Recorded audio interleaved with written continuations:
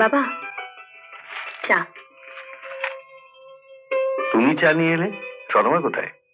আছে, ওই চা করতে চেয়েছিল। তা চেয়েছিল তো তুমি চা করতে গেলে কেন? সকাল সকাল ঘুম থেকে উঠে চা করাটা আমার ছোটবেলা অভ্যেস বাবা। আমাকে বললে বললে, তোমার এই অভ্যেসটার কথা বাড়ির অন্য লোকেদের বলতে যেও না, তাহলে তোমার হাতে চা খাওয়াটা ওরা অভ্যেস করে ফেলবে। আর কোনোদিন যদি চা করতে না পারো, তাহলে বাড়িটাকে রণক্ষেত্র করে তুলবে। কাল রাত্রিরে বরুণ তোমার সঙ্গে কোন রকম খারাপ ব্যবহার করেনি তো? না। বৌমা, 20টি বছর কোর্টে বসে বিচার করেছি, আমার চোখে তুমি ফাঁকি দিতে পারবে না। আমি যাই বাবা। শোনো, রোজই বরুণ একবার করে তোমার ল্যাজে পা দেবে। ছোবল মারতে না পারো, এক আধবার অন্তত ফোঁস করে উঠবে।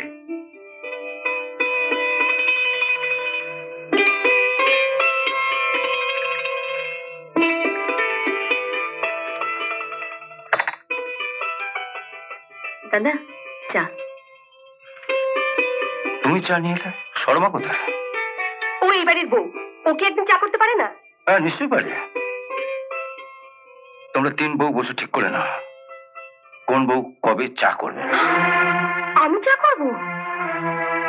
তো ও পারলে তুমি পারবে না কেন? তুমি তো বাড়ির বউ। ওর সঙ্গে আমার তুলনা করছো? একবার ওকে জিজ্ঞেস করো তো, ওর বাবাকে বিয়েতে গিয়ে দিয়েছে? দেননি, তবে দেবেন। হঠাৎ করে বিয়ে হয়েছে, তাই হয়তো কেনাকাটার সময় পায়নি। থামো, সময় পাইনি। আজ 3 দিন হলো ওর বিয়ে হয়েছে, দেবার ইচ্ছে থাকলে এর মধ্যে দিতে পারতো না? আমি যাই দাদা।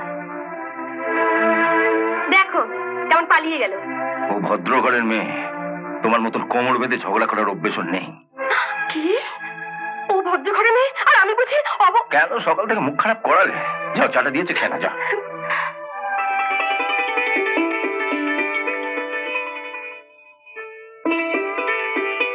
ঠাকুরপো, চা। তুমি আনতে গেলে কেন? এই দেখো, মেজ বৌদি নিজের হাতে তোমার জন্য চা নিয়ে এসেছেন।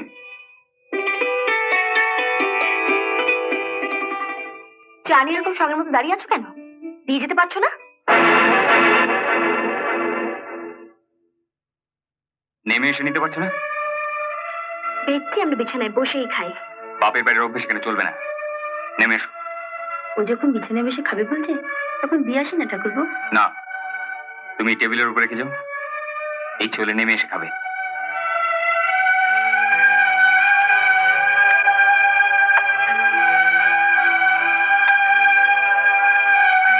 এটা কি হলো? মেজ বয়সের নামে ছোট করে দিলে কেন? ও মেজ বউ, তুমি ছোট বউ। ছোটকে মেজর থেকে বড় করবো কি করে?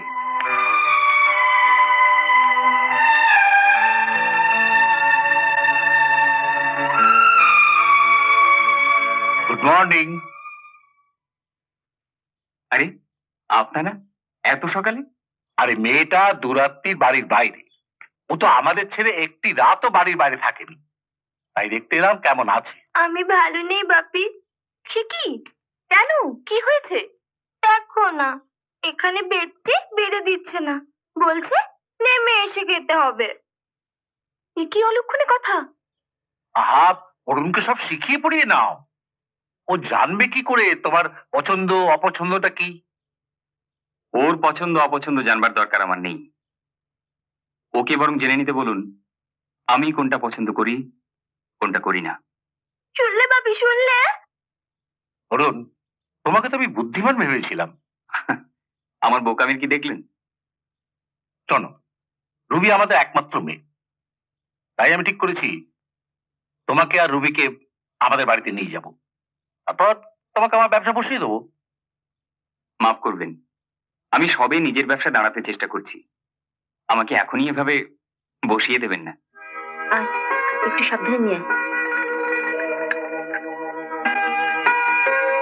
ঠাকুরপো, একটু সাহায্য করো না?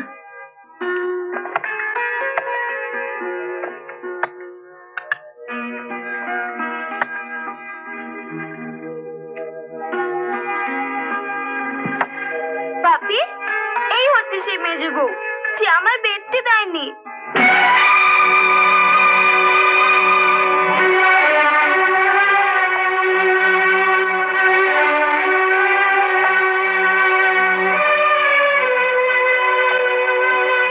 ম্যাডাম, একটা চা ওকে দিয়েছো। চা দুটো আপনাদের দুজনের জন্য এনেছি। ওকে যদি দিতে হয় আপনি নিজে গিয়ে দিয়ে আসুন। চল শর্মা।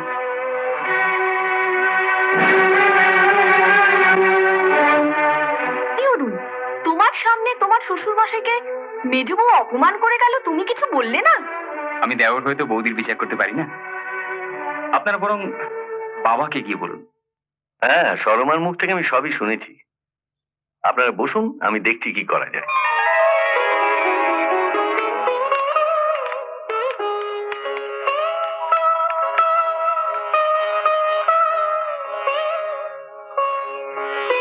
দেখুন না বাবা, মেজবউ ওর সামনে ওর বাবা মাকে এমন অপমান করেছে যে বেচারা বিছানায় বসে বসে কাঁদছিল। আহা, তুমি ওকে বিছানা থেকে নামিয়ে আনলে কেন? আমি তো ঠিক করেছিলাম মেজো বৌমাকে দিয়ে আজ ওকে বেডটি পাঠাবো। দেখলে তো, এই হচ্ছে বিচারকের বিচার। আমি তাহলে আবার বিছানায় গিয়ে বসবো? হ্যাঁ, যাও। ঠিক 5টার সময় মেজো বৌমা গিয়ে তোমাকে বেডটি দিয়ে আসবে। 5টাতে? কেন, বড় বৌমা তোমাকে এত কিছু বলেছে আর এটা বলেনি যে আমাদের বাড়িতে একটা নিয়ম চালু আছে, সকাল 9টার পরে কারুর জন্য এ বাড়িতে চা করা হবে না, এমনকি আমার জন্যও না। চা হবে আবার সেই বিকেল 5টায়। 5টাতে আমাকে বিছানায় বসে থাকতে হবে? বেডটি বেডে বসে খাওয়ার অভ্যেস যদি না ছাড়তে পারো তাহলে বসে থাকতেই হবে। আজকের দিনটা অন্তত আমরা মেজে বৌমাকে বলে যদি নো, কোনো অবস্থাতেই আমি আমার বাড়ির নিয়ম ভাঙতে পারবো না। আর তুমিও যদি আজ বেডে বসে বেডটি না খাও আর কোনোদিনই এই বাড়িতে বেডটি পাবে না। এবার তুমি ঠিক করো কি করবে। ও বাপি, কি করব? এক কাপ চায়ের জন্য স্নান খাওয়া ফেলে বিকেল 5টা পর্যন্ত বিছানায় বসে থাকার থেকে বেডে বসে বেডটি খাওয়া ছেড়ে দে মা।